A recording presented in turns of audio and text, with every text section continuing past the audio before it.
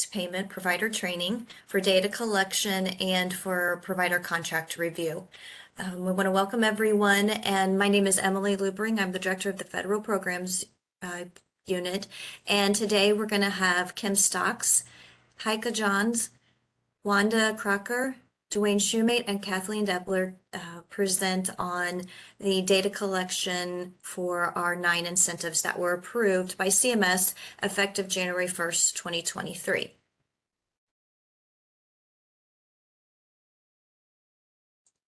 Start with going over an agenda for today's webinar. We'll have an intro to REDCap, which is the data collection system that we're using, or web-based tool that we're using to collect data for our 9 incentives.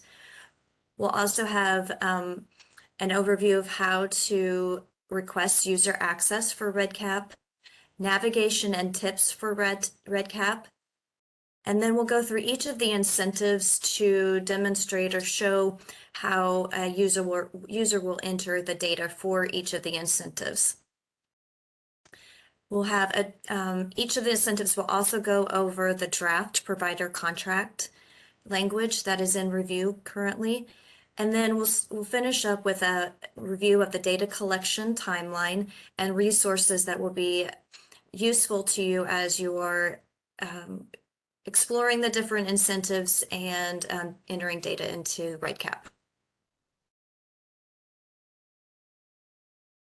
So to just start off with a brief introduction of REDCap. REDCap is a system that is an online tool to collect data. It is a secure website that can be accessed via the internet access, including your tablets and smartphones.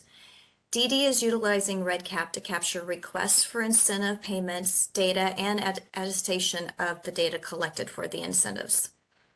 We do have some variances in the level of reporting that's required in REDCap for each of the incentives. As I mentioned, we have 9 incentives, and out of those 9 incentives, 3 of the incentives are fairly basic in what you have to enter into the system. It's more of a going into the system, requesting the incentive, attesting to the data that you've entered into other systems is accurate, and then us reviewing your request for the incentive. And that refers to our EVV incentive, because that data is in the MMIS system and the aggregator. Our Hearst, which has Hearst has information in another system, and as well as the NCI stat stability that's completed in a system outside of REDCap. So those are 3 incentives that are primarily just a request for the payment. We also have 3 additional incentives that involve data entry extracted from other reporting systems, but it requires a little more entry on the provider's part to enter that data for the apprenticeship incentive, remote supports, and the DSP training levels. And then our remaining 3 incentives for employment reporting and our 2 tiered supports incentives. REDCap is the principal collection or data collector tool. So you'll be entering a lot of information for those incentives directly into the portal. And that's kind of how we structured our review of the incentives today. And for data collection, you'll see the ones that have less information to enter into the REDCap, and then so forth until you get to tiered supports and employment reporting, which has the most amount of data to enter into REDCap. So we'll start next with requesting user access for REDCap. It's pretty simple. You're probably used to this sort of thing with online tools. You'll click on the link here that we have in the PowerPoint, or you can use your phone to click or to use the QR code here on the screen, and you'll complete the form within online form to request access. I have a slide at the end regarding when you can start asking for requesting for access to REDCap, and that won't be until January 17th when we go live with REDCap. But just as a reminder, you can go in and look. I think you'll probably get a response now that it doesn't open until July or January 17th. So you can't see exactly what you have to fill in, but on the screen you can see there's contact information, your title. It'll ask for your manager's title, or manager's name and title, and then it'll also ask for what incentives you are requesting access to. You can ask for all 9 if you're the individual who's going to be entering data for all 9 incentives, and your organization is requesting or entering applying for requesting the incentives for all 9, or you can just ask for the one that you're entering data for, depending on what your role is with your organization. So next we're going to go to navigating REDCap. I'm going to go through the steps, and then I'll actually show you online the steps for entering data into REDCap. A couple of things, disclaimers, when you go into REDCap, it may be a little busy. There's a lot of links on the left-hand side, different things that you can click on. My advice is to follow these instructions here in the PowerPoint. Use this PowerPoint as your steps to entering your data. It's the simplified steps to add, click here, click here. The other links inside of REDCap will be useful to you at some point, but to get started, you want to use just the ones that we tell you to, just to get your feet wet as you start learning what REDCap can do. The first step is clicking once you log into REDCap, which is the website right here, with your username and password. Then you'll click on your projects, or my projects, which is up here at the top. It'll be at the top of your page, and then you'll choose which incentive you're going to enter data on. This list can vary based on what you have access to and what you've requested access to. This list may be short, maybe one, or it may be multiple, as you can see on this screen. And you would just click into the one you would enter data into. Right now, if you were going in, you wanted to enter your data into ISL tiered supports, you'd click into that one, and it will take you into the next screen, where on your left-hand side, you'll see a spot to click add and edit records. So you click on this red add and edit records, and then you'll see in the center of the screen, you'll see this green button that says add new records. You'll click that to add a new record. Step number 5 is, it may be the most difficult or may be simple to you, depends on which incentive you have. This is where you're going to pick which reporting time frame you're entering in, because if you're familiar with our incentives, there are incentives that are annual. So it's only once a year that you would go in here and put the information. There are also incentives that are quarterly, twice a year, and then tiered supports has one that is actually monthly. So depending on which incentive you're going in, your list of what you see displayed will either it could look like this first screenshot where there's only 2 options, where you have July 1 of 2022 to December 2022 and Jan 1 of 22 to June 30th of 22. Depends on, this is a twice a year incentive for EVV. So what I would do is you click on the reporting time frame that you're entering data for. So if you're entering data for this first time frame, you click this little red button right here, and it'll take you into the form to enter your data. Some incentives have more steps involved, and you'll see where in the second screenshot of right here on the screen, you can actually see where they have more bubbles to fill in it. If you want to say, they start with, if you're going to do quarter 1, you're going in, you're going to enter your data for quarter 1 fiscal for July 1, 22 through December 31st, 22. The first bubble you're going to click on is the provider information.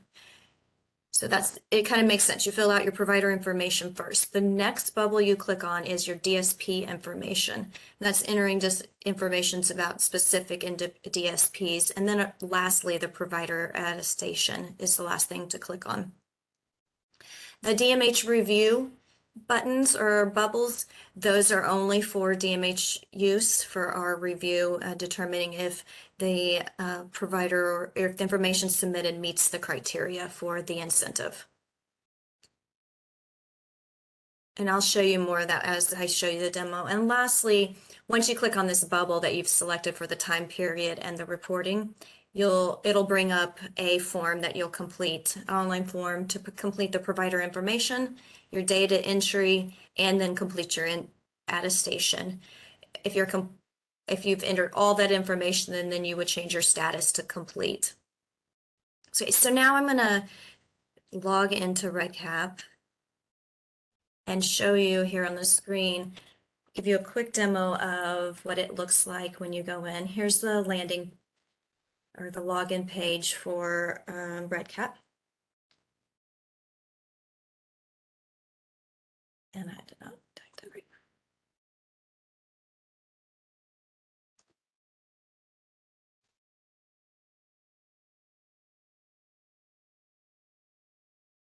Okay, so it took me right into my projects. This is the home page that it will probably bring you into. Once you've been in here from time to time, it seems to just take you right to my projects. But normally the first time you log in, you'll log in and it'll give you information on this webpage. You have your training resources here. It talks also some features about the RedCap site. You'll go to My Projects, which was the first step on the PowerPoint step instructions, and then you'll pick a incentive. My list only shows 2 here. I'm going to go into the EVV incentive. So I click here on that incentive. And as I mentioned, as I kind of mentioned, there is a lot of going, maybe a little busy for where do you take your eyes to figure out your next step. So our instructions say to go over here to the add edit records. And so now I'm in this screen to add a record. So here I would go to add a new record. You can also edit records here as well. And then I'm on that 5th step where I need to select my period that I'm entering the data for. I'm gonna select July 1st, 22nd through the 31st. And I'm doing the reporting because I'm not gonna click on DMH Reviewer because that's for DMH review only. And then it brings you into the form where you fill out the information for the incentive.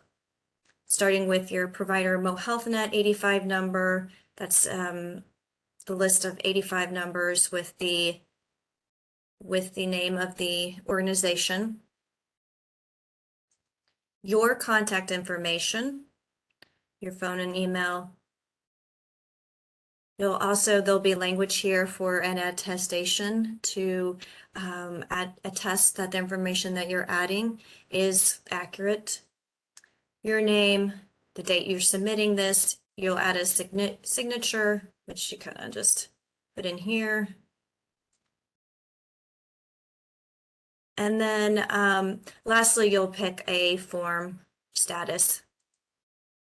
And I'll go over what these mean here in the next slide or so. You have incomplete, unverified, and complete. There also is several ways to save this form.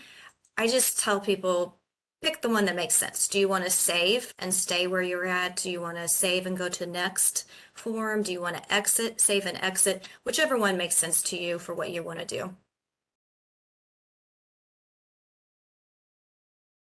Okay. So those were your first steps of navigating in RedCap, steps 1 through 6. You can also edit records. This is very possible, you don't have all your information, or you need to ask a question, that sort of thing, or you need to make a change. You can edit your record for the data that you've submitted for the incentive.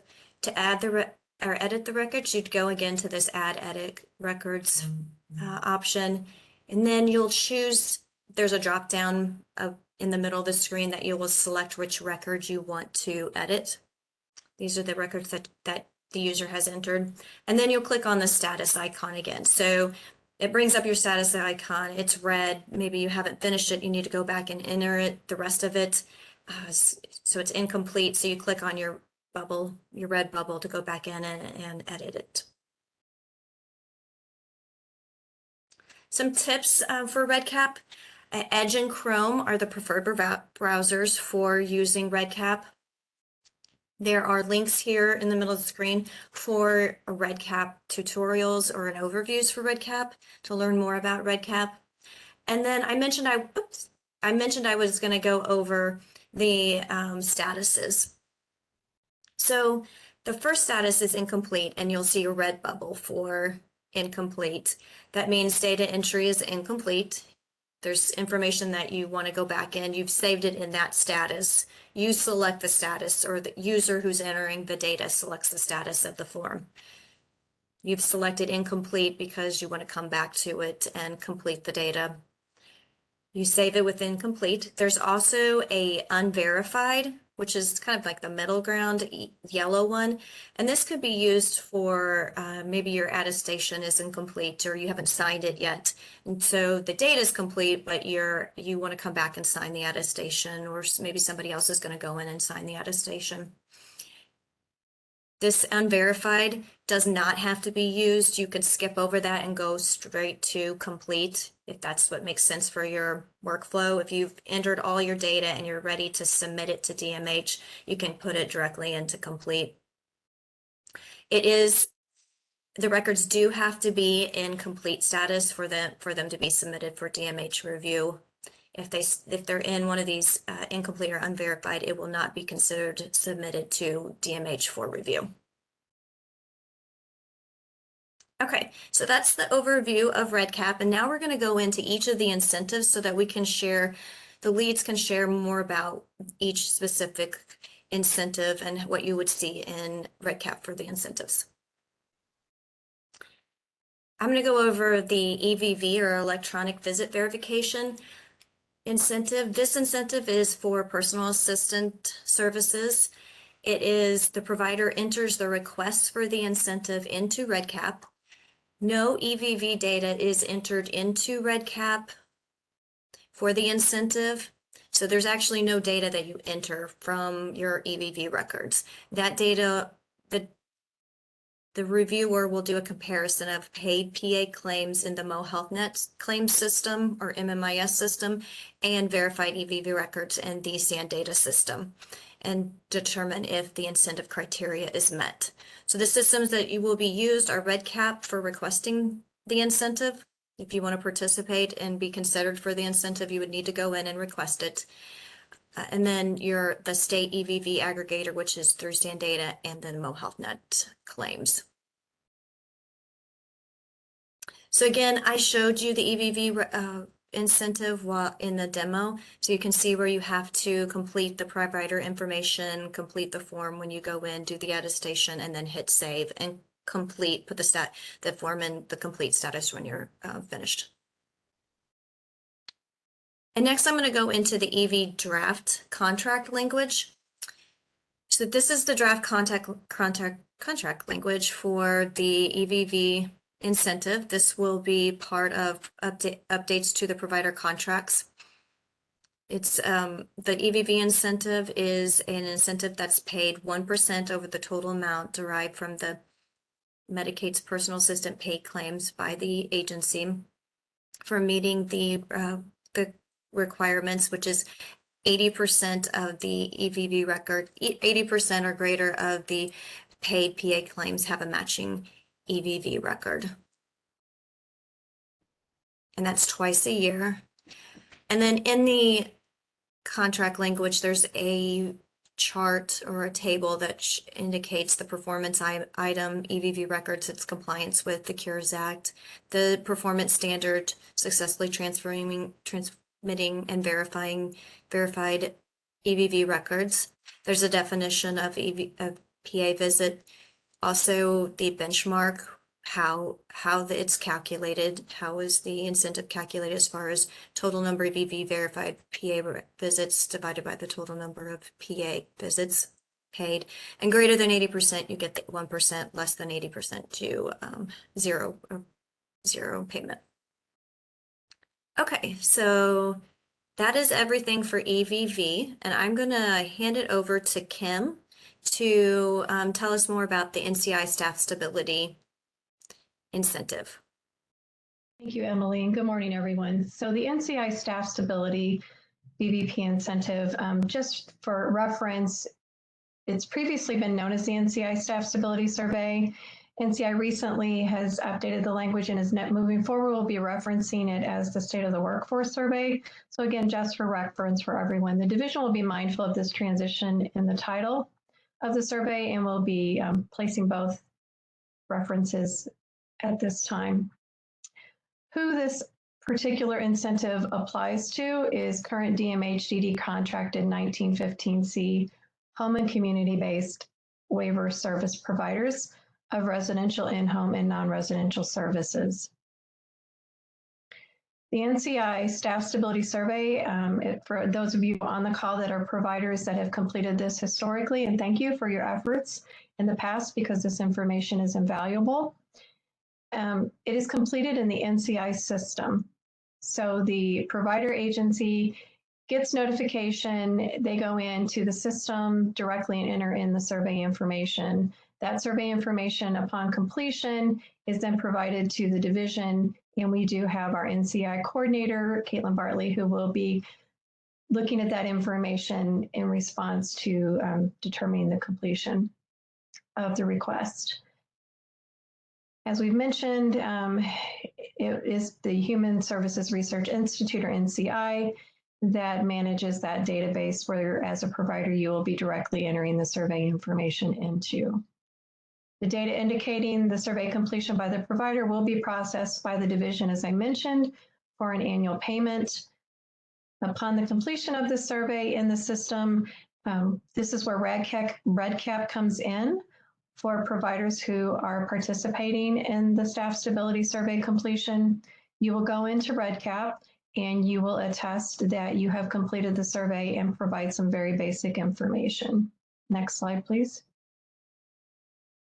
This is a screenshot of what the request for entry into REDCap will look like if you are participating in the NCI staff stability.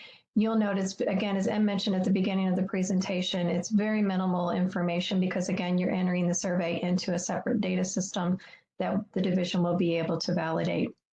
And so we're just requesting that you are basically identifying that you've completed the survey, and then you're requesting the incentive payment. And then there's a section here that you'll notice for your provider attestation.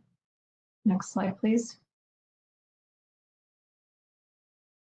Also, as Em mentioned, this is the contract language currently that's in draft that speaks to the incentive tied to the National Core Indicators Staff Stability Survey.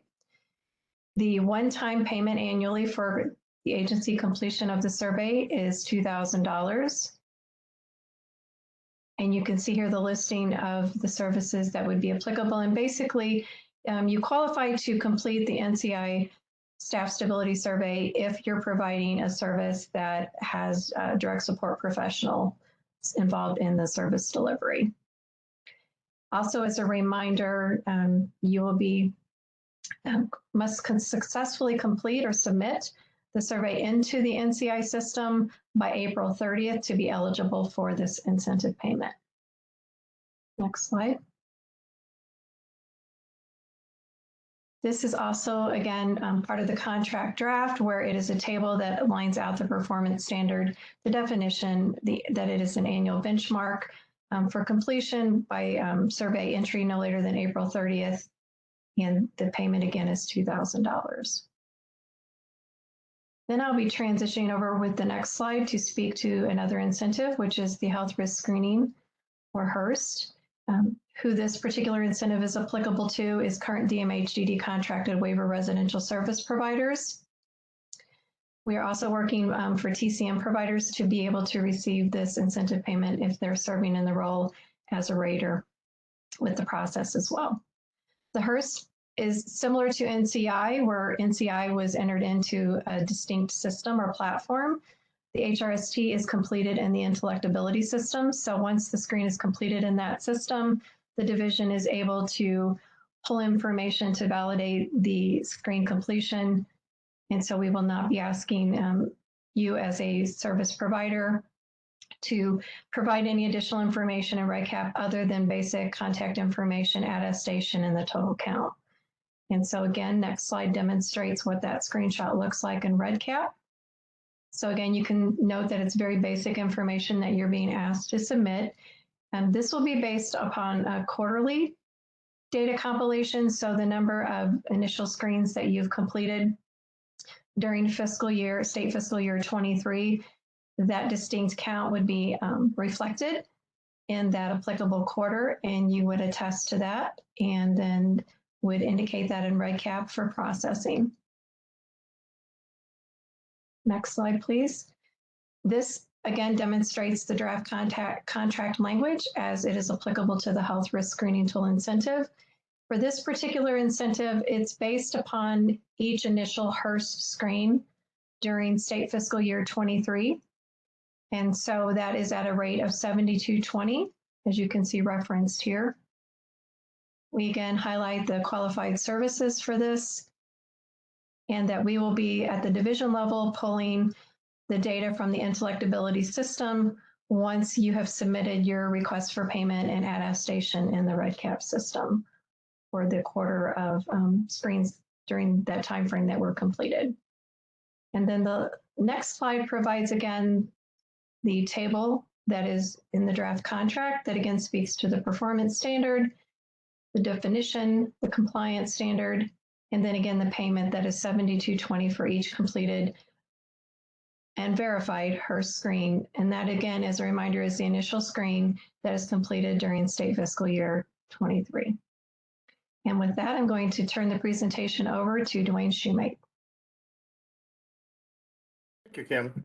So I will be reviewing the value-based payment reporting options for the Certified Direct Support Professional Registered Apprenticeship Program.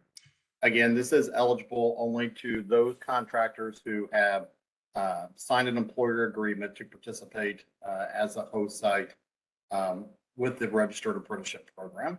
So those particular providers are registered currently in the U.S. Department of Labor's RAPIDS database, which is the database system for progress recording of the apprenticeship. So for this particular initiative, it is using both the REDCap site as well as the RAPIDS database. So with the next slide is a screenshot of the RAPIDS database. And that particular database, the contracted provider would be uploading progress on each apprentice going through the program. And on this screen within RAPIDS, it indicates where that can be done through the document section where the orange arrow is located. With the next slide, once you go into the REDCap database, you'll be selecting the registered apprenticeship incentive as noted here with the orange arrow. And when we select that database, you'll get to the home screen of the registered apprenticeship program. This screen looks a little bit cluttered. This is just some test data, but it just goes to show how it would appear if you are a program participating in the registered apprenticeship and have multiple apprentices. So as we go to the next slide, the primary information that you'd be entering in the REDCap database is the basic provider information, similar to the discussion provided by Kim and Emily. Basic information here is just provider name, selecting the 85 number, and then the contact name and information of the person who'd be uploading the information. On the next slide, we can see where we're getting at more specific information about the specific apprentice. So again, this screen here should match what has already been uploaded and entered as part of just the regular process of the registered apprenticeship program. The basic questions here is just asking for that particular apprentice's number, how much of the on-the-job training they've completed, how much of the course instruction they've completed, and whether or not they have completed full credentialing. There are also questions to ask if the individual was a prior employee or not, and whether or not that registration occurred within the first 45 days. So once the screen's been completed, you just hit save and exit, and we will go to the next screen where there will be a separate attestation that will need to be completed. Again, this is where the person uploading the information simply enters their name, the date that it was completed, and then they do an electronic signature for the attestation. And when we move to the next screen, This is the language in the contract for the registered apprenticeship program. Again, this particular incentive is only eligible for those providers who are formally participating in the registered apprenticeship program. And that means that they have completed an employer agreement. They've met with a representative of the Missouri Talent Acquisition Pathways team and have completed an orientation. So this incentive is 2 payments of $1,560. 50% of that, excuse me, 1,560 is available when someone's completed 50% of the apprenticeship, and then another 1,560 is available when the individual has fully completed the apprenticeship and received the credential of certified direct support professional. This incentive is only able or eligible for those employees who are new hires. They need to have been registered within the first 45 days of employment, and it's eligible for individuals who are delivering any one of the services listed on the slide. And as we go to the next page, this is just a table that's outlined in the contract. Again, just making it a little bit more user-friendly on the 2 payments that are available and what must be completed for each of those payments. And so with that, I will pass it on to Heike Johns. Thanks, Dwayne. For the DSP training levels, the who for this is any waiver service, non-licensed professional delivering contracted HBC services, including, and there's the list of services.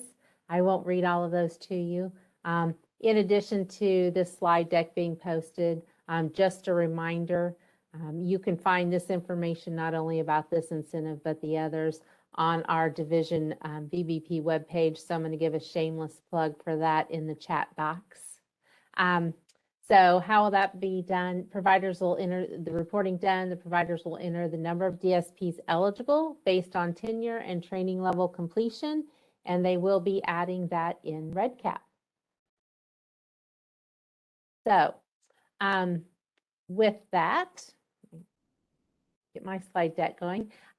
There are 3 levels of training for this incentive. Level 1 is a payment of 1% over the Medicaid paid applicable service claim. When 90% of the eligible DSP workforce has completed level 1 DSP training and has 6 months tenure with the same agency.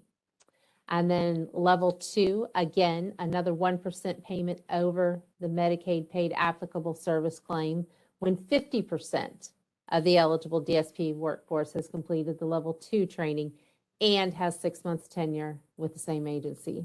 And then when we go to level 3, again, payment of 1%, 50% of the eligible DSP workforce has completed level 3 DSP training.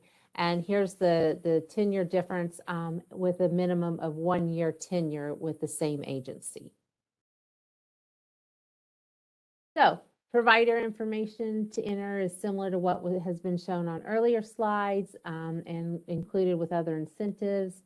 Provider name, provider Medicaid number, contact name, phone number, and email. So pretty standard with the other incentives. And then we get to the provider reporting table. And I will say, especially for those of you that have questions along the way and that I've talked to regarding this incentive, I think you'll be pleased to know this is probably the easiest part of this incentive is completing this table. So data regarding the DSP tenure and training level completions are entered into this table. You will have collected and compiled the information prior to entry, and that includes the number of eligible DSPs, their tenure, the number of hours that each DSP has completed. So it's important to note that you only enter a staff member 1 time. If a staff member meets the number of hours for level 3 training, you would not include them in the counts for level 1 and level 2. If a staff member meets the number of hours for level 2 training, you would not include them in the counts for level 1. So again, you only enter those staff members 1 time in this table. And then we have an example of what that could look like. in this example, which the example, whenever you actually go into reporting, you'll see the example prior to completing the table when you actually go into RedCap system. But you'll notice that column A shows the total of number of DSPs in each category there. So when we look to see if a provider is eligible for level 1 payment, we're going to look at column A. We're going to look at DSPs in the 6 to 12 months, plus the 12 plus months for the denominator, which gives us 200. So for the numerator for level 1, we're going to look at the total in column B, which is 35, column C, which is 86, and column D, which is 59. And that gives us a total of 185. So 185 DSPs out of 200 met level 1 training requirements, which is 92.5%. And that is more than the 90% requirement. So the provider is eligible for a level 1 payment. Then when we look at this example for level 2 payment, we're going to look at column A, DSPs in the 6 to 12 months, plus the 12 plus months for the denominator, which is 200. For the numerator, we're going to look at the total in column C, which is 86, and column D, 59, for a total of 150. So that gives us a percentage of 75%, which is more than the 50% requirement. Because if you'll remember from an earlier slide, level 1, we have to have that 90%, but when we get to level 2, we have that 50% threshold. So this provider is eligible for a level 2 payment. And then with the example for level 3, we're going to go back and look at column A again. This time we're going to look at 12 plus months. So the denominator is 125. And for the numerator, we're going to look at column D only, where the total is 59. So when we look at that, 59 out of the 125 gives us a percentage of 47.2%. And that does not meet the 50% requirement for this training level. So this provider would not be eligible for a level 3 payment. And wrapping up with that, and the reporting piece there is the provider attestation. Again, similar to what you'll see with the other incentives, name, submission date, and Emily explained the save and exit and record. So again, similar to the others. And then a quick look at the draft contract language. Similar, the information in the contract is similar to the earlier information presented regarding the who and the incentive levels. One thing that I do want to make sure that you pay special attention to, when we look at that 3.18.1, says contractors are eligible for DSP training payments twice a year of 1% over the applicable Medicaid paid service claims. You go down a little bit further, there's a sentence that says payments of 1% are awarded for each DSP training level met above the required DSP training and maintained. I want to make sure that folks pay attention to that underlying portion, that it is above the required DSP training. And on the next slide, just to make sure that everyone is on the same page, those required trainings include ISP training, abuse and neglect, positive behavior support, CPR and first aid, as well as the employment services and individualized skills development requirements.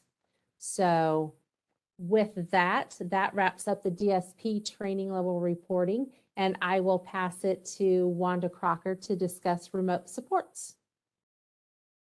Thank you, Heike. So with remote supports, the WHO, it applies to service providers offering individualized supported living and or respite services who implemented remote supports in conjunction with these services, which resulted in a cost savings. How the provider completes a cost analysis utilizing a required Excel format to represent the people receiving services and the savings realized. The Excel document acts as an invoice, and the provider submits the invoice through RedCap, and RedCap will be the only system that we are using for this invoice. On this slide, we're showing you We're showing you what that Excel document looks like. We're requiring everyone to use the same invoice so that we can utilize the invoices submitted to gather data about the overall picture of the value-based payment. We can pull the information out of REDCap into reports to analyze the total impact.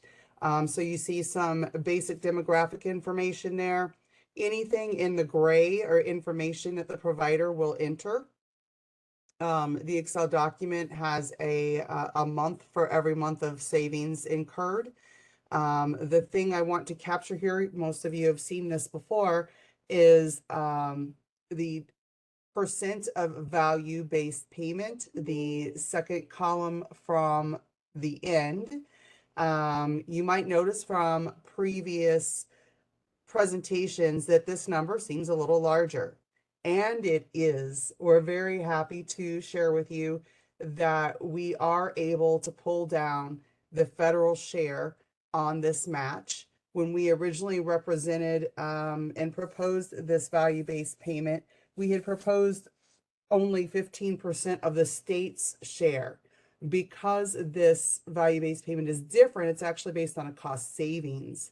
So it operates a little differently, and we weren't sure that it was going to be approved through CMS for the waiver, which it was. So happy day. Now, instead of 15% of the state's share, you'll be receiving 15% of the total savings.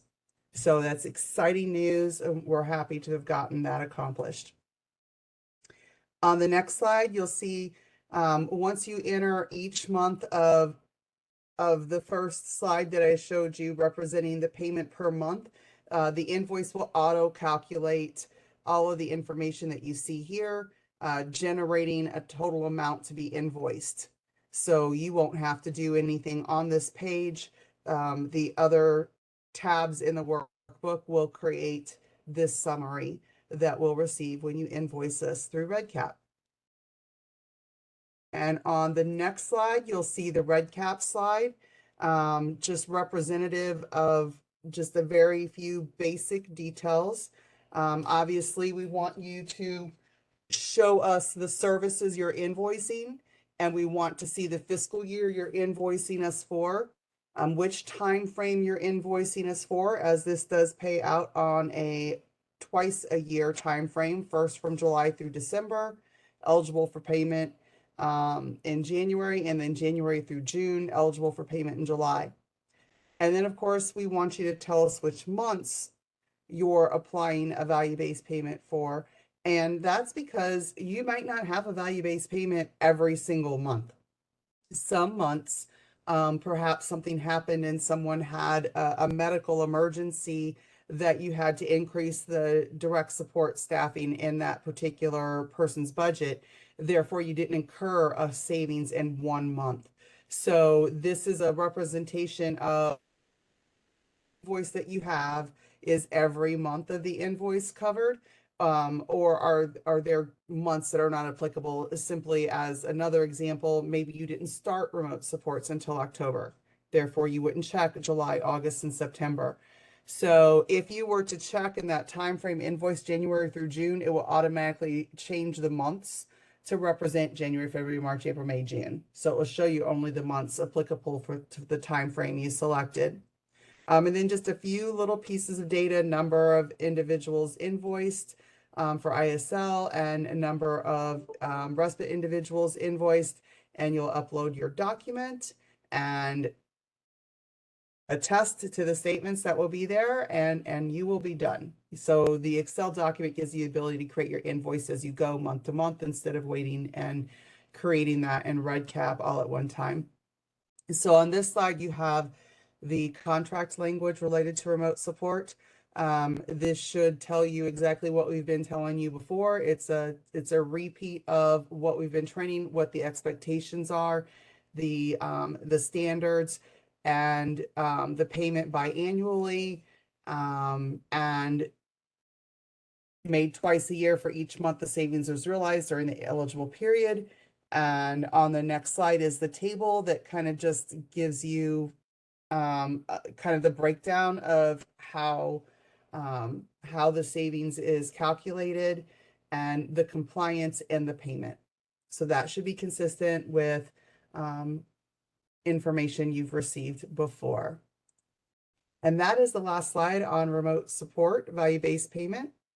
And so I'll hand it over to the next presenter.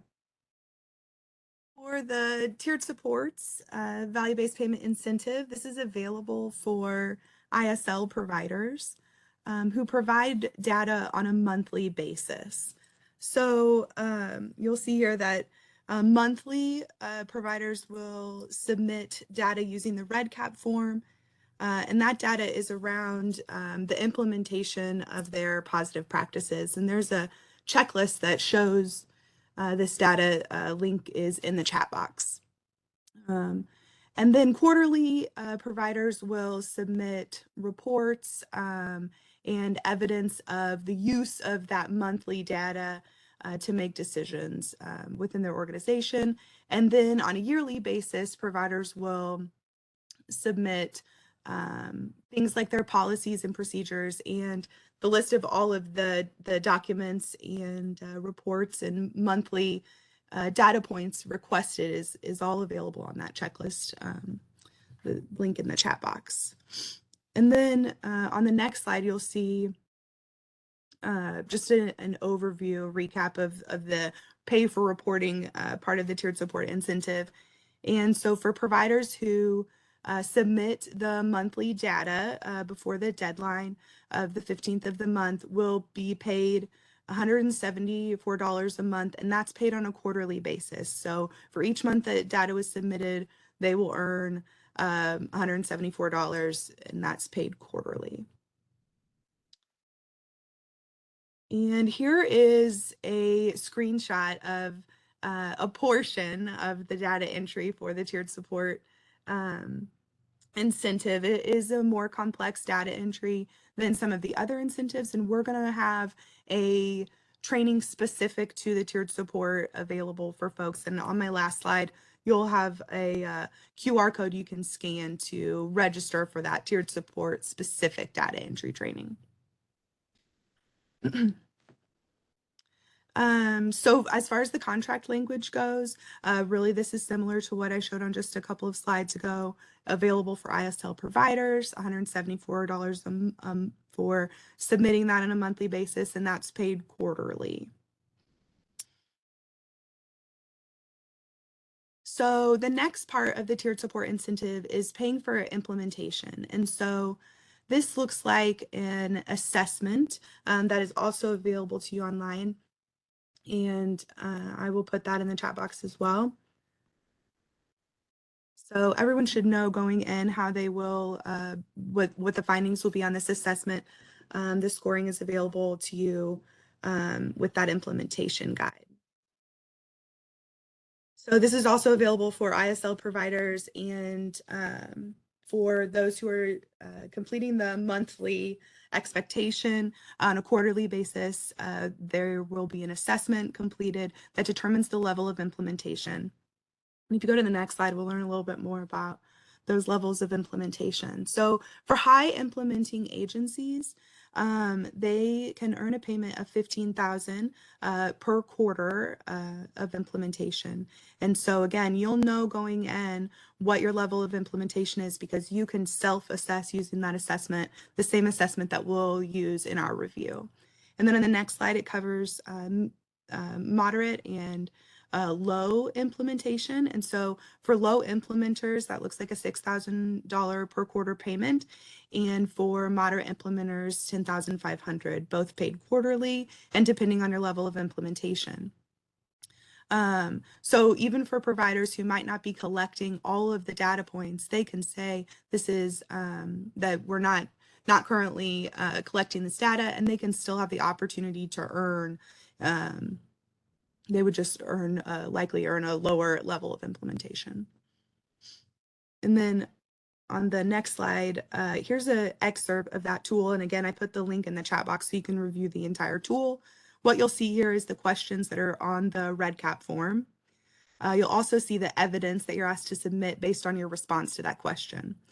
And then you'll see the questions that are used to assess the evidence that's submitted. So what our reviewer will, that questions that our reviewer will answer, and then the points associated with each of those different implementation indicators. And on the next slide, there's the contract language, which again is really similar to what we just went over a few moments ago. In the contract itself, there is a table that says the same information that you'll find in the implementation assessment guide. And here's the QR code for the tiered support specific data entry training. So if we just wait a moment and allow folks to use their cameras to scan there, they can get the link to register for that available training on January 24th at 1 p.m. And I will pass it off to my peer. Thank you, Kathleen. So this is Dwayne Shoemate, and I'll be reviewing the employment reporting, which I believe is our last VBP initiative on today's webinar.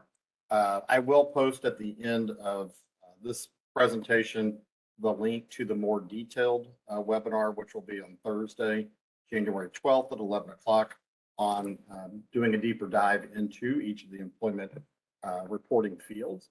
But again, for the employment reporting, this is an incentive that's available to all employment support providers, and providers will receive a $55 payment for each quarterly report of outcomes and activities that have been delivered.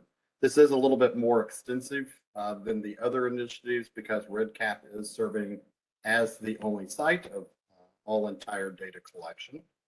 So as we go to the next slide, if you have identified employment reporting as one of the VBP incentives that you would like to access, when you go into employment reporting, you will come to a page that looks like this.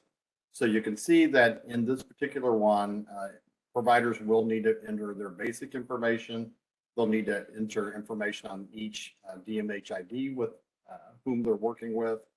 And then they will need to complete a report per DMH ID for each service that the individual is receiving. So as we click to the next screen, the provider information is very similar to the other initiatives. We move on to the next screen. The provider will enter information on each individual whom they're working with. That billing may be occurring on one of the 5 employment procedure codes.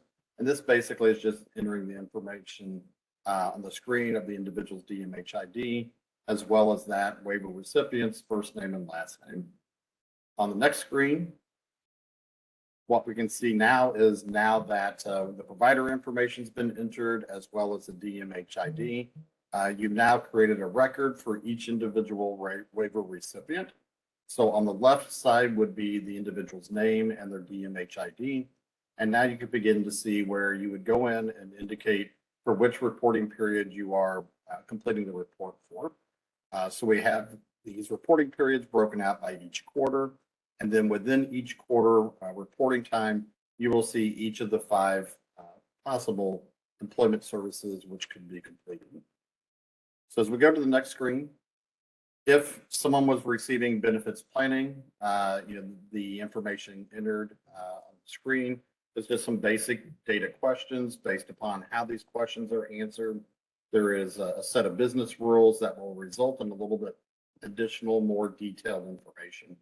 And again, a much deeper dive will be done on this on Thursday, January 12th at 11 o'clock for those who are looking for more additional information on all the reporting elements. As we go to the next slide, if the individual is receiving career planning, again, there's a series of questions. On the next slide is just indicating the type of information that would be reported when a person's completing job development.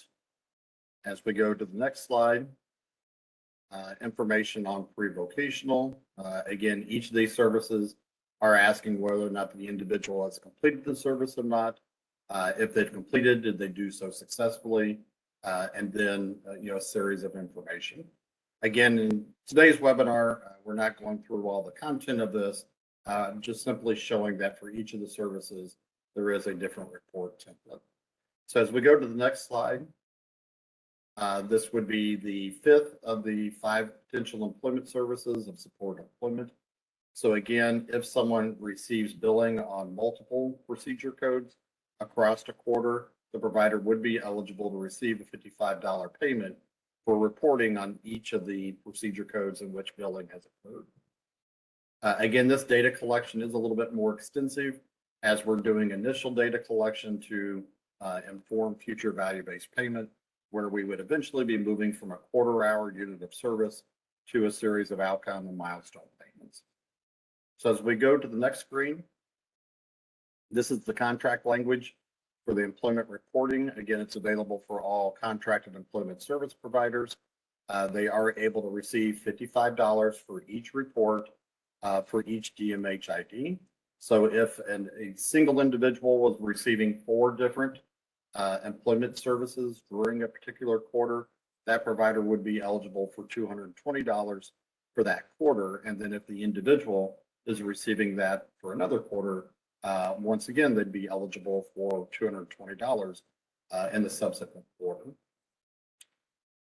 So as we go to the next slide, again, the deeper dive training, we had a previous one last week. The next one that is occurring is this Thursday, the 12th at 11 o'clock a.m. It is the same content as presented last week. And again, the target audience for this is employment service providers who would be completing reporting. And with that, I will put the hyperlink for registration into the chat box, and I will turn it back over to Emily. Thanks, Dwayne.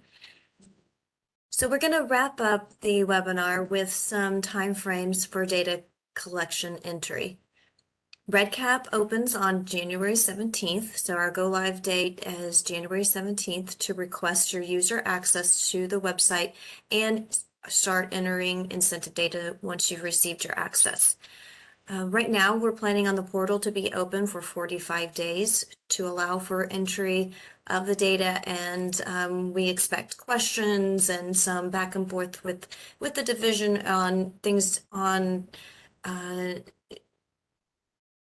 issues you might come up against while you're entering your data. We're not 100% set on 45 days if it takes longer, being that this is our first time doing this. We realize it's your guys' first time, ours as well. Going forward in our future periods of when the REDCap will be open, the incentive portal will open, or the incentive will open the day after the reporting period closes.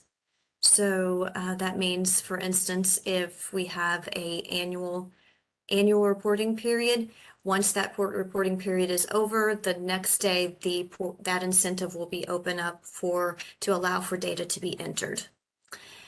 The incentive reporting period closes the 15th of the second month after opening, and I'll have the dates here below to help you kind of figure that out.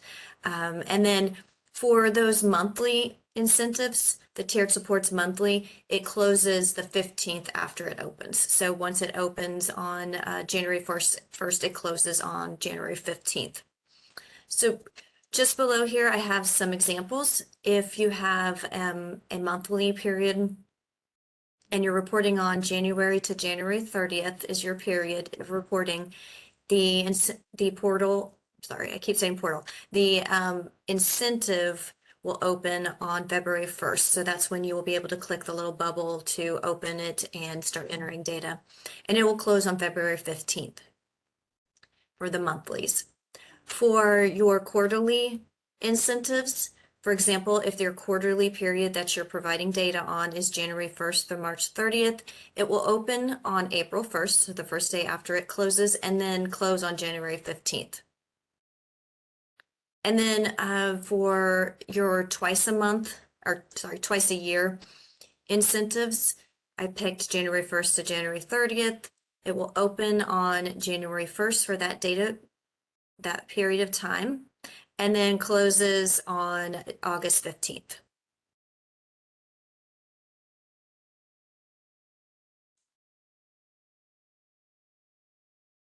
And then So just what happens next after it closes, the incentive record will close and it will be locked. The red cap will lock the incentive, and then no additional provider entry or changes will be accepted.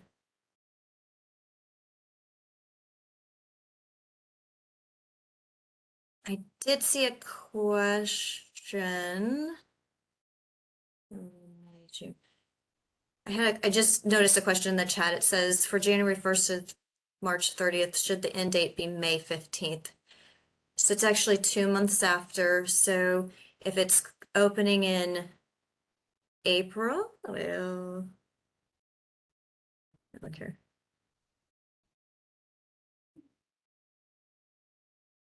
April 15th. It is May 15th. I'm sorry about that. It is true. That is true. It should be May 15th, 2 months after.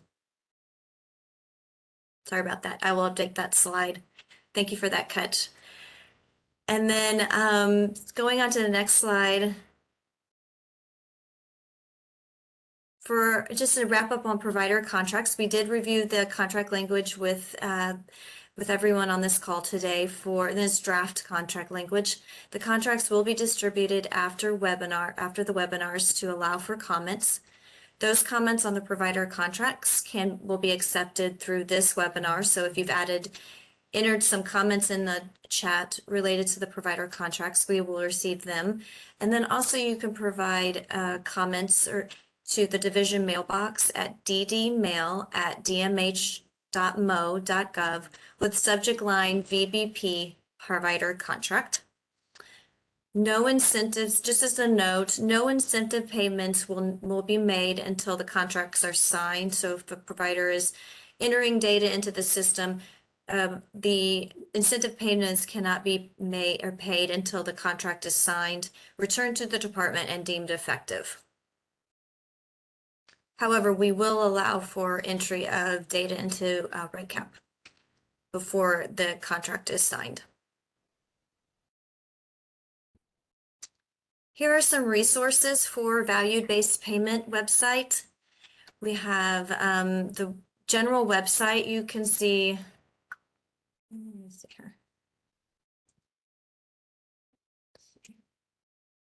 So our general website is available through on our development disabilities webpage. You have your information about each of the incentives. We have presentations that we have had in the past, and then resources. The incentive table is a resource on here that's very useful to kind of pull together see all of the incentives in one document, all the different metrics, timeframes, the payment, and the services that are eligible for the incentive. And then there's additional information here for like recent past questions and responses for VBP. And we'll be adding additional information on here with regards to data collection as we come to where we see we need to add more information. So those are the links to those documents. And then here are a couple more links to the RedCap overview and data entry overview for some training opportunities for RedCap.